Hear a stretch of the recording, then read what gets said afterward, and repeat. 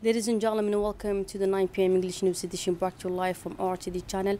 The top stories of tonight are: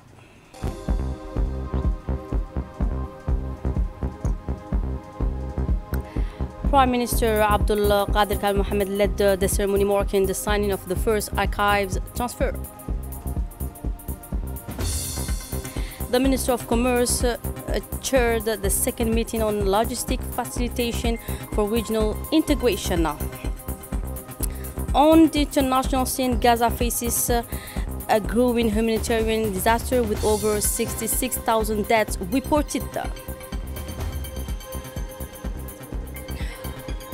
Welcome back in our newsroom under the patronage of Prime Minister Abdul Qadir Kamel Mohammed. A formal ceremony was held today in Djibouti City. The event marked the official handover of the first batch of archives from the Prime Minister's office and the Ministry of National Education and Vocational Training to the National Archives Department, part of the National Agency for Cultural Promotion. The event was attended by the Minister of Youth and Culture, Dr. Hibo Mumina Asoubi, the Minister of National Education and Vocational Training, Mustafa Mohamed Mahamoud, as well as the Director General of the National Agency for Cultural Promotion and other government officials. This initiative, let's recall, aims to reinforce the preservation of the national memory, promote modern archiving practices to protect official documents, support administrative transparency, and facilitate access to information. It also contributes to passing on Djibouti's institutional and historical legacy to future generations and supports the country's modernization and good governance efforts. In their speeches, officials emphasize the key role of the National Archives in safeguarding collective memory, enhancing transparency, and improving cultural and administrative work. The Prime Minister described the initiative as a major step in modernizing public administration. In her remarks, the Minister of Youth and Culture, Dr. Hibo Mumin Asoubi, welcomed, first of all, the Prime Minister and the Minister of National Education and Vocational Training at the official ceremony for the first final archives transfer from the Prime Minister's office and the Ministry of Education held on September 29, 2025. She highlighted the importance of this step in preserving Djibouti's administrative and institutional memory, noting that over 115 archive boxes were handed over to the National Archives. According to the minister, these documents are not just records, but testimonies of public service decisions, reforms, and the country's social evolution. She emphasized that this initiative reflects the government's commitment under the President Ismail Omar Guelleh to transparency and good governance. By formalizing regular archive transfers, she praised the efforts of the teams involved in this first operation and called on all public institutions to do the same. The minister also praised the commitment of the National Archives staff who works to preserve and make the country documentary heritage accessible. And now we turn to the remarks of the Minister of National Education and Vocational Training, Mustafa Mohamed Mahmoud. Ce jour marque un moment fort dans l'histoire de notre pays. The Ministry of National Education and Vocational Training welcomed today's formal transfer of educational archives to the National Agency for the Promotion of Culture. He emphasized that these records, spanning decades of circular, administrative decisions, and student files, constitute an irreplaceable resource for the nation's educational memory and policy continuity. By entrusting these holdings to the AMPC, the Ministry signals its commitment to rigorous preservation, professional classification, and secure access to researchers, teachers, and future generations. The Ministry highlighted planned steps to accelerate digitization, to train activists and archivists, and to harmonize record-keeping practices with international archival standards. He noted that better managed archives will improve policy evaluation, strengthen institutional accountability, and make historical data available for educational research and curriculum reform.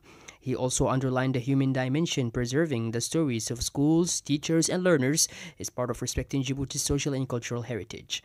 Finally, the minister called on all education sector bodies to join this initiative, pledging continued cooperation with the AMPC and other partners to ensure the longevity, accessibility, and integrity of the educational archives for the public good.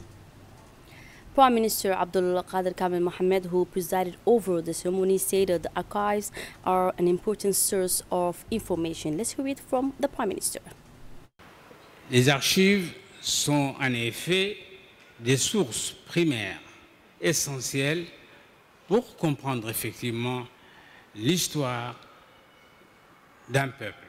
The Prime Minister described the signing of the transfer documents as a decisive step in the state's long-term strategy to protect and valorize the national documentary heritage. He praised the exemplary cooperation between the Prime Minister's office, the Ministry of Education, and the National Agency for the Promotion of Culture, calling the operation a model of interinstitutional coordination and public service modernization. He stressed that well-preserved archives are essential for transparency, good governance, and the sound administration of public affairs.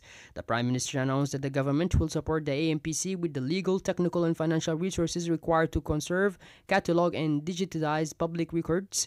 This support, he said, aims to guarantee secure custody of official documents while making appropriate material available for oversight, scholarship, and civic reflection. Concluding his remarks, the Prime Minister urged other ministries and public institutions to accelerate similar transfers, framing them not only as administrative acts but as an investment in collective memory, civic trust, and the cultural legacy entrusted to future generations. And the event concluded with the signing of the official transfer document in favor of the National Agency for Cultural Promotion. This transfer marks a historic step toward building a comprehensive and secure national documentary heritage. It reflects an unprecedented institutional cooperation and the government's commitment to preserving administrative and societal memory for future generations in accordance with the international standards. The initiative also reinforced the state's vision of using archives as tools for transparency, good governance, and cultural development. Moving on now to the next story, the Isla Grand Hotel hosted today the second meeting on facilitating logistics services for regional integration between Djibouti and Ethiopia, aimed at strengthening commercial and economic ties between the two friendly and brotherly countries. The meeting was attended by the Minister of Commerce and Tourism, Mohamed Warsam Diriye, the President of the Chamber of Commerce, Yusuf Musa Dawali, Dr. Asha Abdullah Ahmed, Director of TMA Djibouti, as well as officials from both the public and private sectors in Djibouti and Ethiopia, including the Vice President of Ethiopian Chamber of Commerce.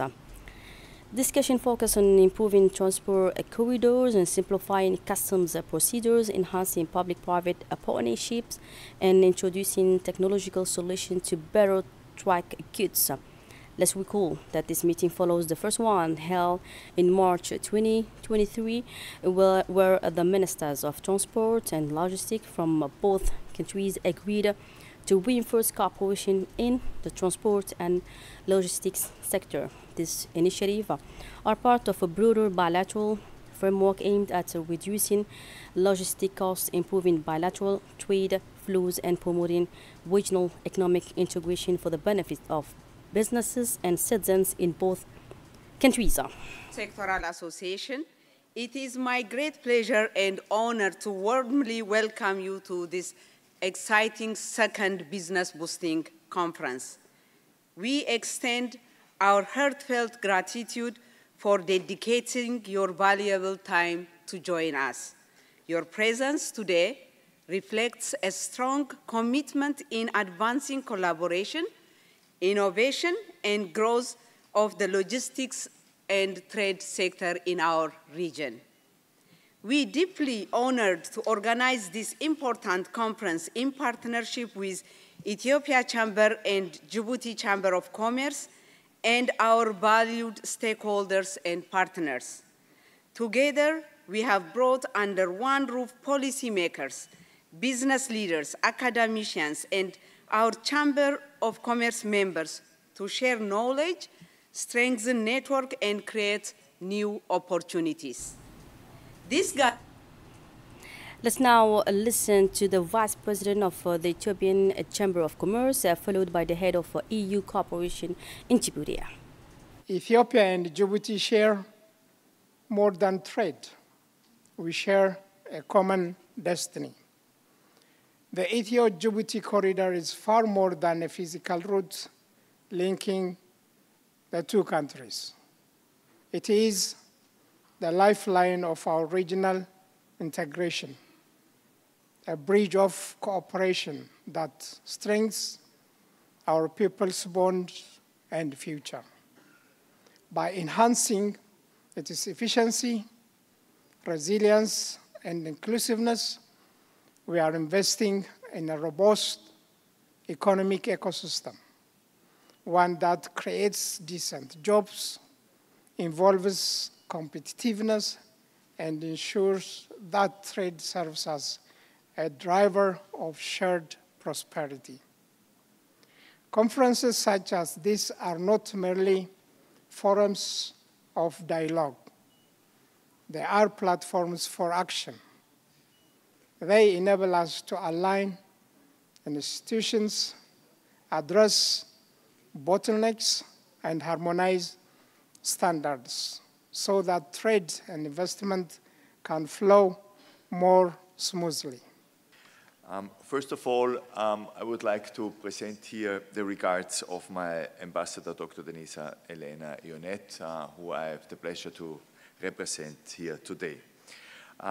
We from the European Union, we are very happy to facilitate this second Ethiopia-Djibouti business-to-business forum, because it's an important milestone for this very important corridor, and it brings together important actors from the private and political and administrative side to work together to make commerce and trade more fluidable in this important region. The EU's engagement in the Horn of Africa is both principled and pragmatic.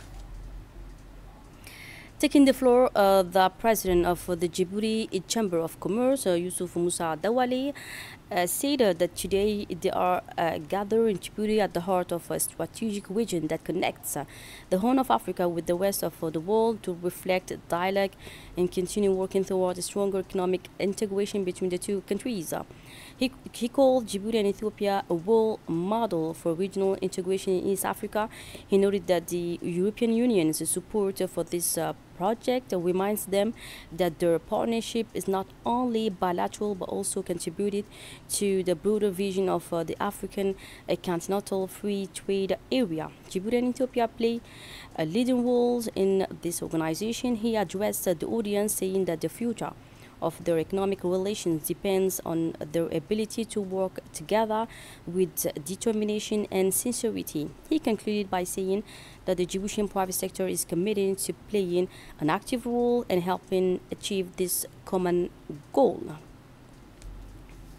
In his statement, the Minister of Commerce and Tourism, Mohamed Warsamadiri, highlighted that this event marks an important step in their shared commitment to strengthening economic and trade ties between the two countries. Let's follow. C'est avec un immense plaisir et un enthousiasme sincère. Speaking at the second Djibouti-Ethiopia meeting on trade facilitation, the Minister of Trade and Tourism, Mr. Mohamed Warsamadiri, underlined the strategic importance of improving logistical corridors between the two nations. He noted that Djibouti, as a regional hub, must continuously adapt its transport and customs system to remain competitive and to serve the growing needs of Ethiopian trade. The minister highlighted the priority areas discussed during the meeting: streamlining custom procedures, integrating technological tools for cargo tracking, and fostering stronger public-private partnership.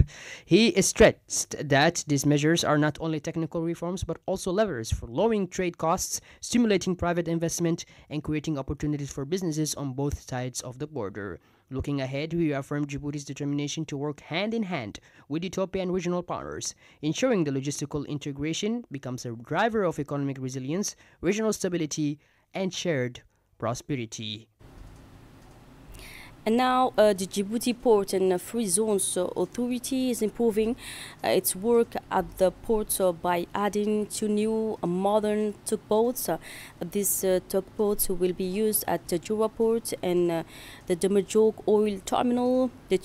The new boats are named Saad Warsama Diriye and Farah Hassan Rage, after 2 skilled tugboats captains from 1960s and early 1970s who were well known for their great work. These tugboats can move in all directions and have strong engines with 5,500 horsepower. They can tow heavy loads up to 70 tons. They are designed to help with the moving ships in the port and can also work offshore.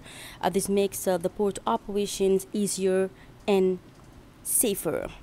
Let's head now to Egypt, where the president of the Djibouti Port and Free Zones Authority, Abu Bakr Omar Hadi, along with Ahmed Ali Barre, Djibouti's ambassador to Egypt, attended the 2025 graduation ceremony of the Arab Academy for Science, Technology and Maritime Transport, led by Professor Ismail Abdel Jaffer, the Academy's president. In 2025, 395 students from countries including Djibouti, Egypt, Saudi Arabia, Somalia, Iraq, Kuwait, Greece, Bangladesh, Syria and Lebanon graduated successfully. Among them, 22 young Djiboutian women, 18 deck officers and 4 marine engineers, marked a historic milestone for women's empowerment in Djibouti's maritime sector. Other news now: the military school president Guled hosted yesterday at 6 a.m. the official inauguration ceremony of the first non-commissioned officers school for the Djiboutian Armed Forces. The event was led by the chief of the General Staff of the Djiboutian Armed Forces, General Zakaria Sheikh Ibrahim, and attended by defense and security leaders as well as local authorities from the village of Holhol. And upon his arrival, the chief of staff of the National Armed Forces, General Zakaria Sheikh Ibrahim, was welcomed by the military school commander, Lieutenant Colonel Alaye Abdi Omar, along with senior officers.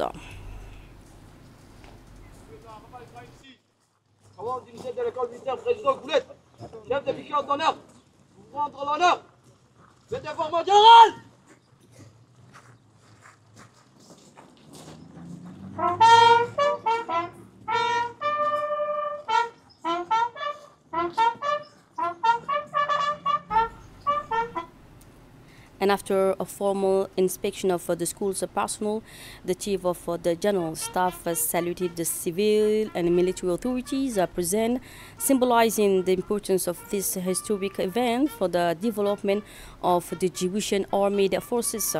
This new school, let's recall, marks a major step forward in strengthening the capabilities of the military. It reflects a clear commitment to professionalizing the armed forces and enhancing national security.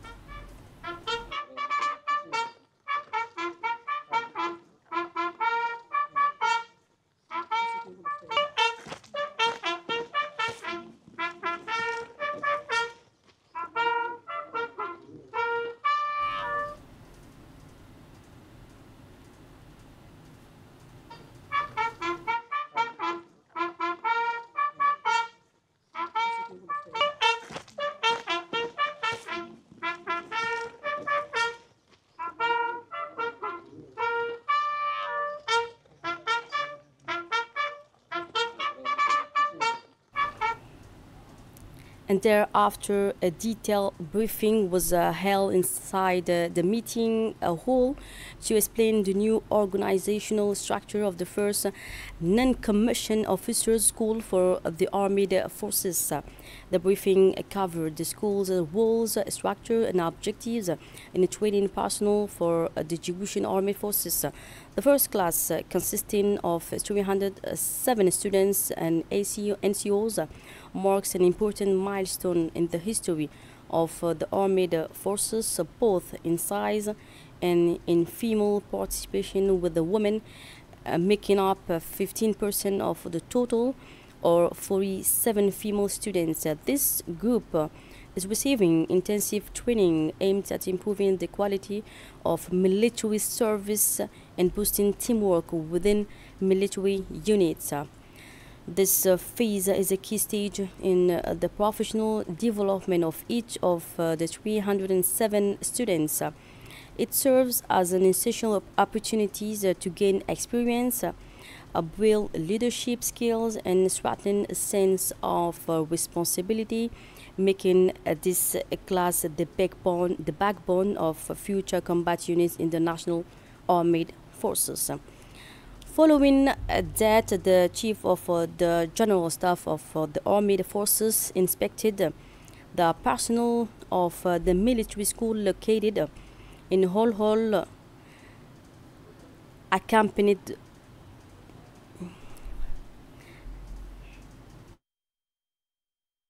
personnel, devoir en général.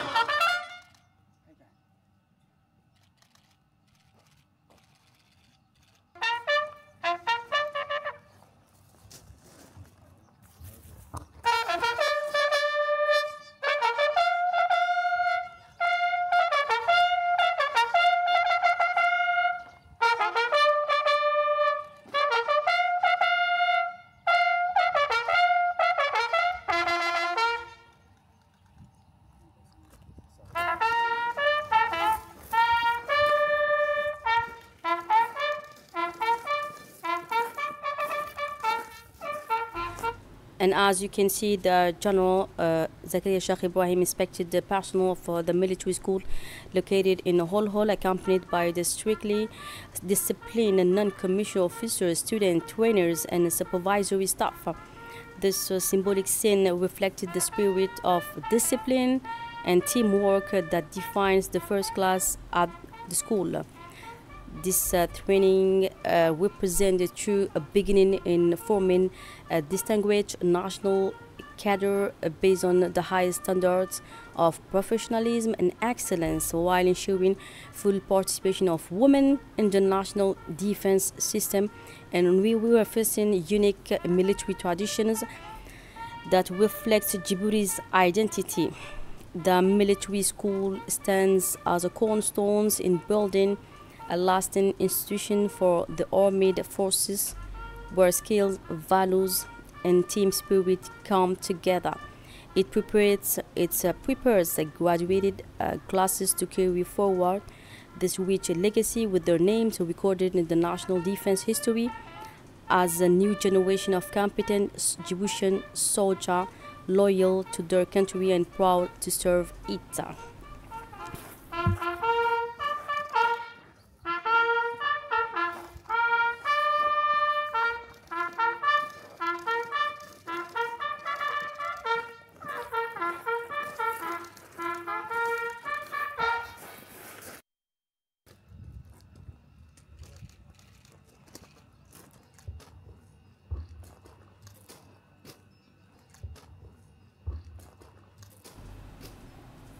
And at the conclusion of the ceremony, the official program was announced by Second Lieutenant Nafisa Saeed Abdi, followed by a recitation of verses from the Holy Quran by the NCO student Awale Ali Saad.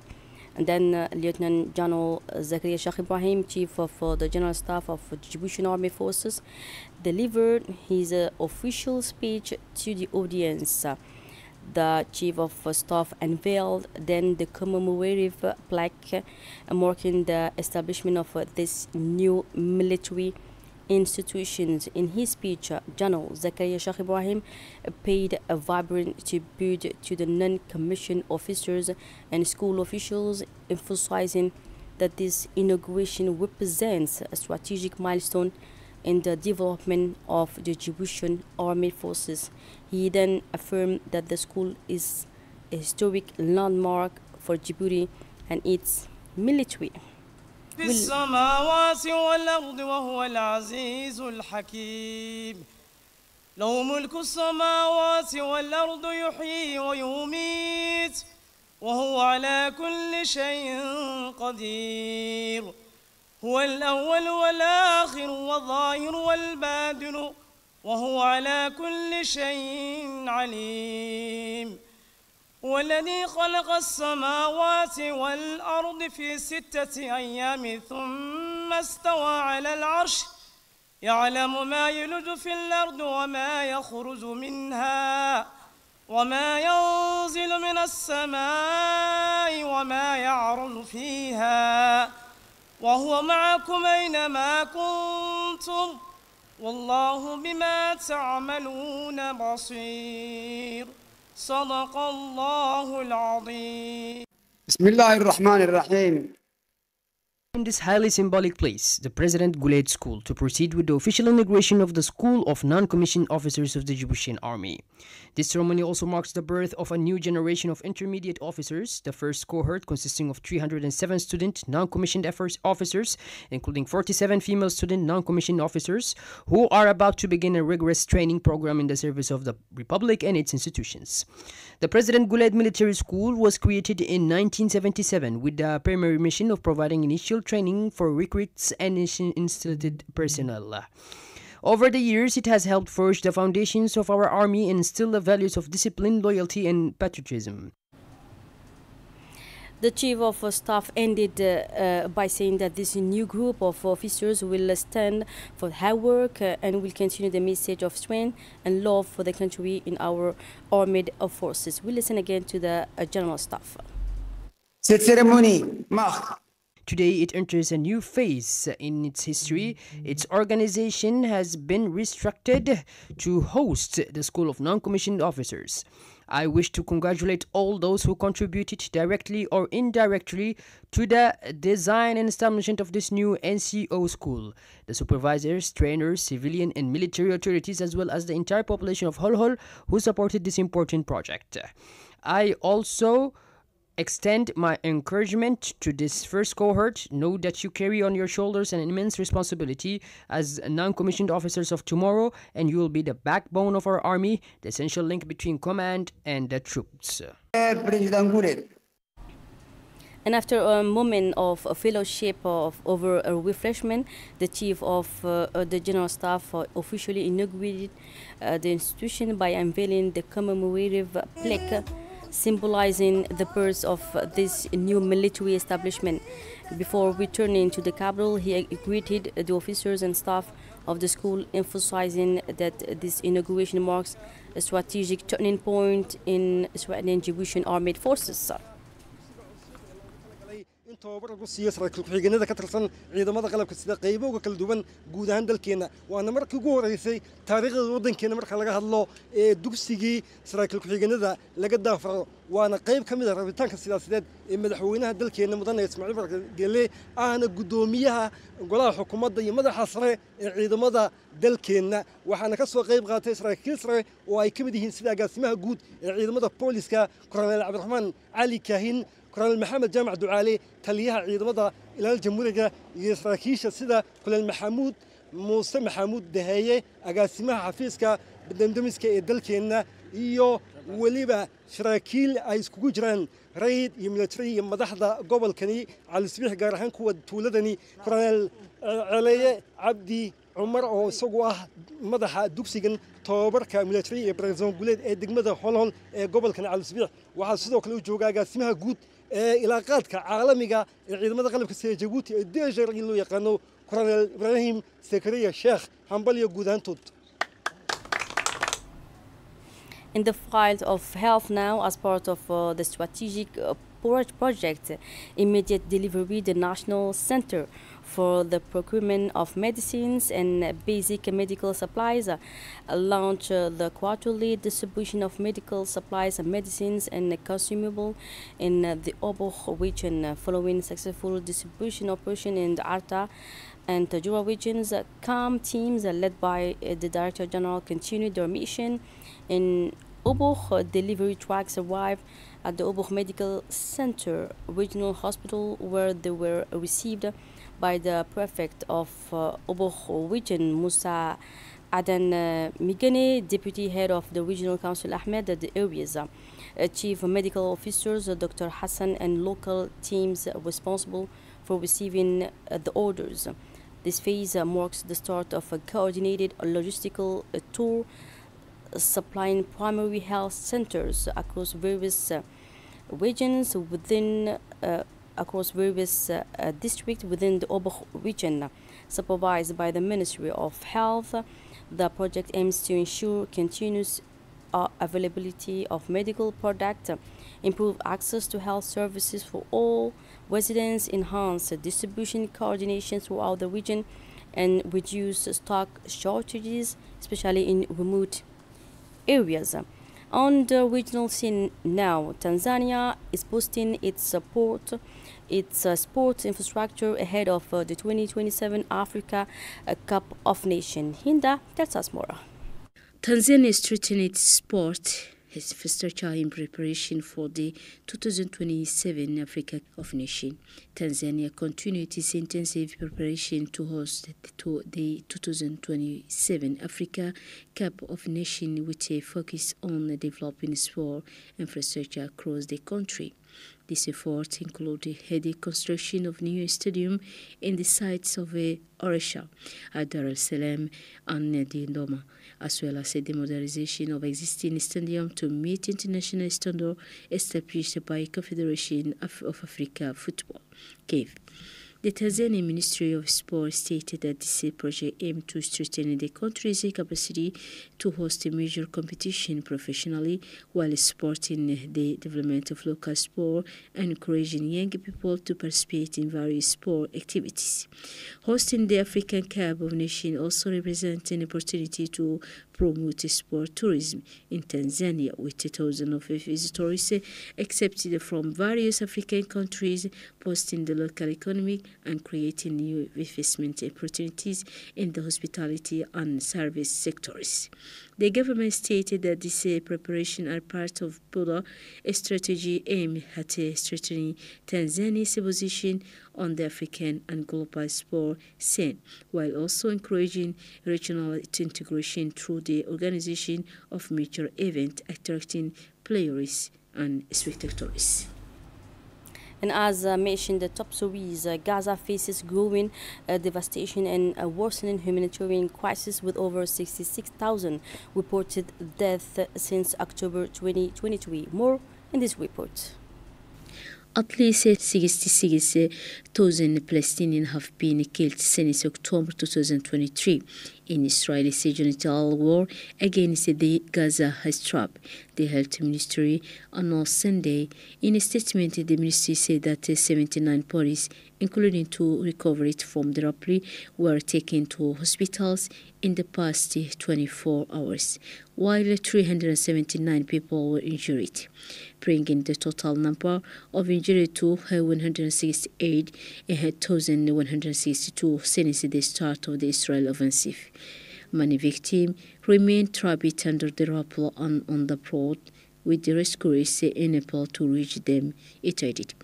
The ministry also reported that 6 Palestinians were killed and 66 others injured by Israel army fire while trying to access humanitarian aid in the past 24 hours. Since May 27, the number of Palestinians were killed while seeking aid has risen to 2,566 and more than 18,769 others have been injured.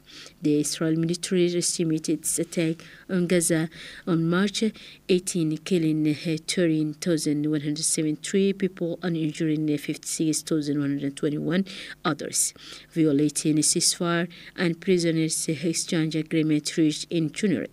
Last November, in the International Criminal Court, ACC used the arrest warrant for Israel Prime Minister Benjamin Netanyahu and his former Defense Ministry, Yoav Gallant, for war crime and crime against humanity committed in Gaza. Israel is also facing genocide proceedings before the International Court of Justice, ICJ, for its war on the Palestinian enclave. So that's it for tonight's news. Thanks for being with us and have a good night.